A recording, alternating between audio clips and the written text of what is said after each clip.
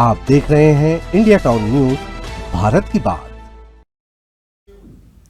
नमस्कार, स्वागत है आपका हमारे खास बुलेटिन खबरें राजनांदगांव में और मैं हूं आपके साथ आस्था सिंह। चलिए बुलेटिन की शुरुआत करते हैं, लेकिन उससे पहले एक नजर डालते हैं आज की हेडलाइंस पर।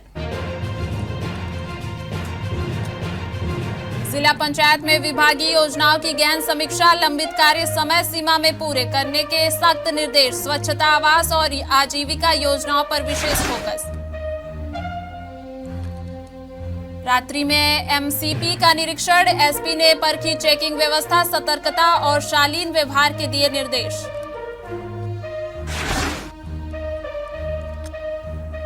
बाघ नदी पुलिस की सख्त कार्यवाही, अशांति फैलाने वाले आरोपी गिरफ्तार, प्रतिबंधात्मक धाराओं में भेजा गया जेल।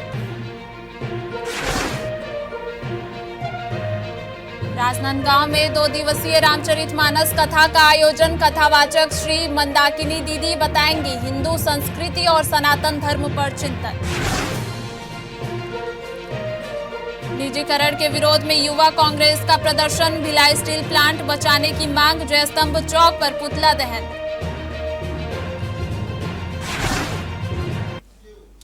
चलिए बढ़ते हैं खबरों की ओर।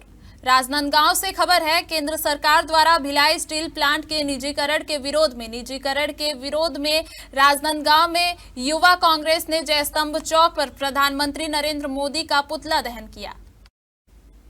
राजनांदगांव में युवा कांग्रेस द्वारा निजीकरण के विरोध में जोरदार प्रदर्शन किया गया। जयस्तंभ चौक पर प्रधानमंत्री नरेंद्र मोदी का पुतला जलाया गया।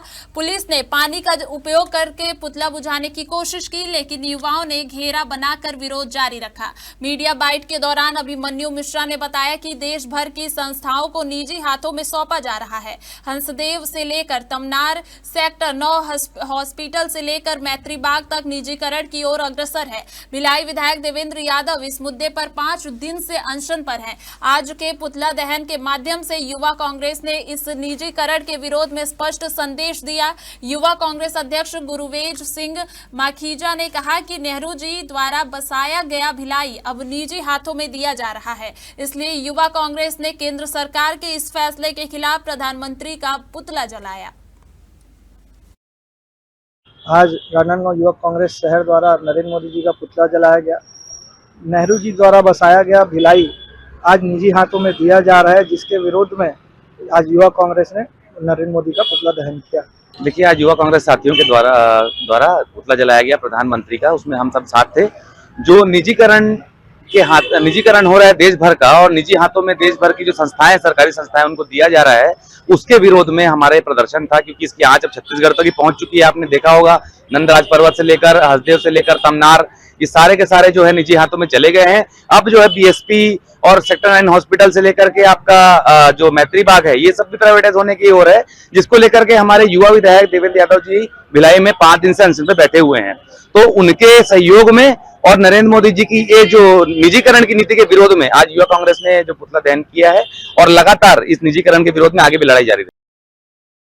राजनांदगांव में पुलिस प्रशासन से जुड़ी अहम खबर है। जिले में कानून व्यवस्था को मजबूत बनाए रखने के उद्देश्य से पुलिस अधीक्षक अंकिता शर्मा ने रात्रि के समय शहर में लगाए गए मल्टी चेक पोस्ट का औचक निरीक्षण किया और ड्यूटी पर तैनात पुलिसकर्मियों को आवश्यक दिशा निर्देश दिए। राजनांदगांव जिले में सुरक्षा व्यवस्था को और अधिक सुदृढ़ करने के लिए पुलिस अधीक्षक अंकिता शर्मा द्वारा रात्रि में शहर क्षेत्र में लगाए गए एमएसपी यानी मल्टी चेक पोस्ट का औचक निरीक्षण किया गया। निरीक्षण के दौरान पुलिस अधीक्षक ने ड्यूटी में तैनात अधिकारियों एवं कर्मचारियों से उनकी तैनाती, चेकिंग प्रक्रिया और सतर्कता के बारे में जानकारी ली। उन्होंने एमएसपी ड्यूटी को प्रभावी बनाने के लिए संदिग्ध व्यक्तियों और वाहनों की गंभीरता से जाँच करने, दस्तावेजों की समुचित पड़ताल करने और ड्यूटी के दौरान पूरी सतर्कता बरतने के निर्देश दिए। इसके साथ ही आम नागरिकों से शालीन व्यवहार बनाए रखने पर भी विशेष जोर दिया गया। पुलिस अधीक्षक ने कहा कि कानून व्यवस्था बनाए रखना पुलिस की सर्वोच्च प्राथमिकता है और ड्यूटी के दौरान किसी भी प्रकार की लापरवाही बर्दाश्त नहीं की जाएगी। निरीक्षण के दौरान संबंधित थाना प्रभारी एवं अन्य वरिष्ठ अधिकारी भी मौजूद रहे। लखोली स्कूल में आयोजित समाधान शिविर में बड़ी संख्या में वार्डवासी अपनी समस्याओं के आवेदन देने पहुंचे। शिविर में प्रधानमंत्री आवास योजना के तहत हितग्राहियों को आवास आवंटन और मृत्यु प्रमाण पत्र भी वितरित किए गए। शासन के निर्देशानुसार नागरिकों की समस्याओं के समाधान के लिए नगर निगम राजनांदगांव द्वारा वार्डवार समाधान शिविर आयोजित किया जा रहा है। इसी कड़ी में 19 से 24 दिसंबर तक शिविरों का आयोजन किया जा रहा है। आज लखोली स्कूल में 7 वार्डों के लिए समाधान शिविर लगाया गया, जिसमें बड़ी संख्या में वार्डवासी पहुंचे। शिविर की प्रमुख उपलब्धि प्रधानमंत्री आवास योजना के अंतर्गत 7 हितग्राहियों को आवास का आवंटन रही। लॉटरी पद्धति से मोहारा के 4, रेवाडीह के 2 और लखोली के 1 हितग्राही को आवास आवंटित किया गया। वर्षों से किराए के मकान में रह रहे इन हितग्राहियों को अपने घर में रहने का सपना पूरा हुआ। इसके अलावा शिविर में 2 मृतकों के मृत्यु प्रमाण पत्र वितरित किए गए। कुल 59 आवेदन प्राप्त हुए, जिनमें राशन कार्ड, श्रमिक कार्ड, पेंशन, पानी, सफाई और विद्युत से संबंधित आवेदन शामिल हैं। नगर निगम ने सभी आवेदनों के शीघ्र निराकरण का आश्वासन दिया है। जिला पंचायत खैरागढ़ छुई खदान गंडई में मुख्य कार्यपालन अधिकारी प्रेम कुमार पटेल की अध्यक्षता में कलेक्टर टीएल बैठक के पश्चात विभागीय योजनाओं की विस्तृत समीक्षा बैठक आयोजित की गई। बैठक में विभिन्न विभागों और शाखाओं के अंतर्गत लंबित एवं महत्वपूर्ण कार्यों की बिंदुवार समीक्षा की गई और सभी कार्य तय समय सीमा में अनिवार्य रूप से पूर्ण करने के सख्त निर्देश दिए गए। बैठक में पंचायत शाखा, NRLM, जनमन आवास, स्वच्छ भारत मिशन, जल शक्ति अभियान, आजीविका आवास योजना और अन्य विभागों से जुड़े कार्यों की विस्तार से समीक्षा की गई। ग्राम सभा आयोजन, ई स्वराज और युक्त धारा पोर्टल में प्रविष्टि, मजदूरी भुगतान, जल संरक्षण, डबरी निर्माण, शौचालय निर्माण, जियो टैगिंग, यूजर चार्ज संग्रहण जैसे विषयों पर विशेष जोर दिया गया। वहीं जनमन और प्रधानमंत्री आवास योजनाओं के तहत आवास पूर्णता बढ़ाने और लंबित आवास शीघ्र पूर्ण करने के निर्देश भी दिए गए।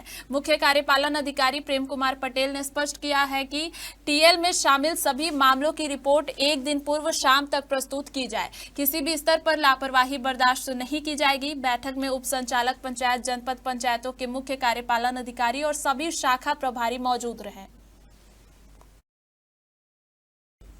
वक्त हो चुका है एक छोटे से ब्रेक का। बने रहिए इंडिया टाउन न्यूज के साथ। कभी कभी चेहरे का छुपा दर्द दुनिया नहीं देख पाती है। दाग, मुहासे, झाइयां सब आपके आत्मविश्वास को कम कर देता है, पर अब नहीं, क्योंकि Rukhsana glow and fair face pack जो दे आपकी स्किन को वो प्यार जो सिर्फ प्रकृति दे सकती है। हर लेयर को साफ करे, हर दाग को करे हल्का और आपकी मुस्कान फिर से लौटाए। Because you deserve to glow naturally. Rukhsana herbal beauty product Amazon, Meesho और फ्लिपकार्ट में भी उपलब्ध। अमीन मोटर्स उड़ान ई रिक्शा छत्तीसगढ़ का नंबर 1 ई रिक्शा शोरूम, जहां आपको सभी प्रकार के ई रिक्शा के वैरायटीज उपलब्ध मिलेंगे। हमारा ई रिक्शा काफी मजबूत है और ये सालों साल चलता है, तो आज ही घर ले आइए आरटीओ इंश्योरेंस के साथ। हमारा पता है अमीन मोटर्स, प्यारेलाल चौक, GE रोड, न्यायालय के पास, राजनांदगांव। 9827174038 7724047008।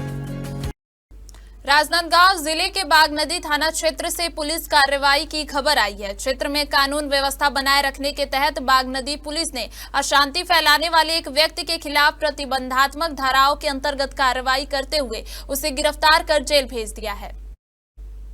राजनांदगांव जिले के थाना बागनदी क्षेत्र में असामाजिक तत्वों के खिलाफ चलाए जा रहे अभियान के तहत पुलिस ने एक व्यक्ति पर सख्त कार्रवाई की है। पुलिस अधीक्षक अंकिता शर्मा के निर्देशन, अतिरिक्त पुलिस अधीक्षक राहुल देव शर्मा एवं SDOP डोंगरगढ़ आशीष कुंजाम के मार्गदर्शन में यह कार्रवाई की गई है। दिनांक 23 दिसंबर को ग्राम तेलीन बांधा में सूचना मिली कि रामशिव चंद्रवंशी उम्र 54 वर्ष नशे की हालत में बोर पंप के पास खड़े होकर राहगीरों से विवाद कर रहा है और आने जाने वाले लोगों को परेशान कर रहा है। मौके पर पहुंची पुलिस ने समझाने का प्रयास किया, लेकिन आरोपी आक्रोशित होकर मारपीट पर उतारू हो गया। स्थिति को देखते हुए किसी संज्ञेय अपराध की आशंका के चलते आरोपी को धारा 170 BNS के तहत गिरफ्तार किया गया तथा शांति व्यवस्था बनाए रखने के लिए धारा 126 और 135(3) BNS के अंतर्गत कार्रवाई की गई। माननीय SDM चूरिया के समक्ष पेश किया गया, जहां से जेल वारंट जारी होने पर उसे जेल दाखिल किया गया। इस कार्रवाई में निरीक्षक ढाल सिंह साहू सहित पुलिस स्टाफ की अहम भूमिका रही। 2 दिवसीय रामचरितमानस कथा का आयोजन किया जा रहा है। कथावाचक श्री मंदाकिनी दीदी रामचरितमानस के 5 चौपालों का वाचन करेंगी और धर्म एवं संस्कृति पर चिंतन करने का संदेश देंगी। इस 2 दिवसीय कार्यक्रम में कथावाचक श्री मंदाकिनी दीदी रामचरितमानस के 5 चौपालों का विस्तृत वाचन करेंगी। उन्होंने कहा कि रामचरितमानस में निहित शिक्षाओं और जीवन मूल्यों को समझना आवश्यक है। कथावाचन के दौरान हिंदू सौराष्ट्र और भारत देश में सनातन धर्म की वर्तमान घटनाओं पर भी चर्चा की जाएगी। उन्होंने कहा कि समाज में घट रही घटनाओं पर चिंतन और मनन करना जरूरी है। इस आयोजन के माध्यम से धर्म, संस्कृति और जीवन मूल्यों को समझ बढ़ाने का प्रयास किया जाएगा। कथा स्थल पर भक्ति और धर्मप्रिय लोग बड़ी संख्या में उपस्थित होंगे। राजनांदगांव के ग्राम बोरी में आज वार्ड स्तरीय क्रिकेट प्रतियोगिता का विधिवत शुभारंभ हुआ। कार्यक्रम में ग्राम पंचायत के सरपंच जीवन लाल साहू ने खिलाड़ियों से खेल भावना के साथ भाग लेने का आह्वान किया।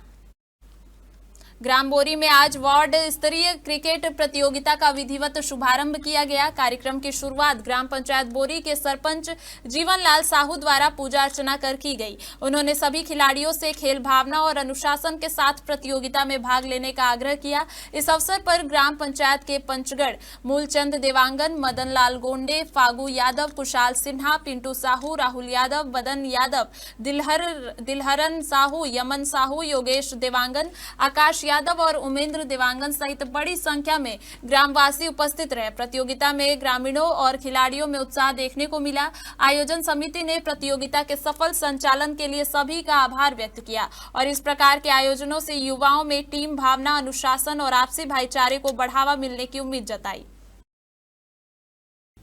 राजनांदगांव के डोंगरगढ़ क्षेत्र में बिना वैधानिक एलोपैथी डिग्री के इलाज और लापरवाहीपूर्ण ऑपरेशन से एक महिला के कैंसर से पीड़ित होने का मामला सामने आया है। प्रकरण पर छत्तीसगढ़ मानव अधिकार आयोग ने संज्ञान लिया है। डोंगरगढ़ क्षेत्र के ग्राम अछोली निवासी श्रीमती कीर्ति डकहा ने श्री राम कृपा हॉस्पिटल के संचालक डॉक्टर महेश कुमार तिवारी पर गंभीर आरोप लगाए हैं।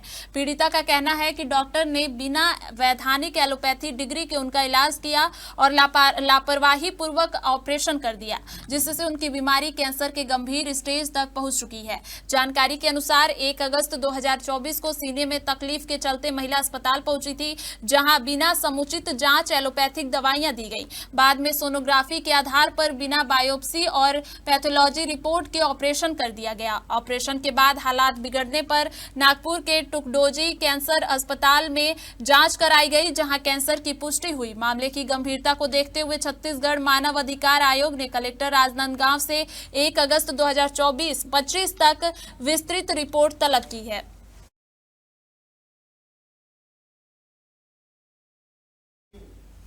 हमारे खबरें राजनांदगांव के बुलेटिन में फिलहाल इतना ही। देखते रहिए इंडिया टाउन न्यूज, भारत की बात। नमस्कार। आप देख रहे हैं इंडिया टाउन न्यूज, भारत की बात।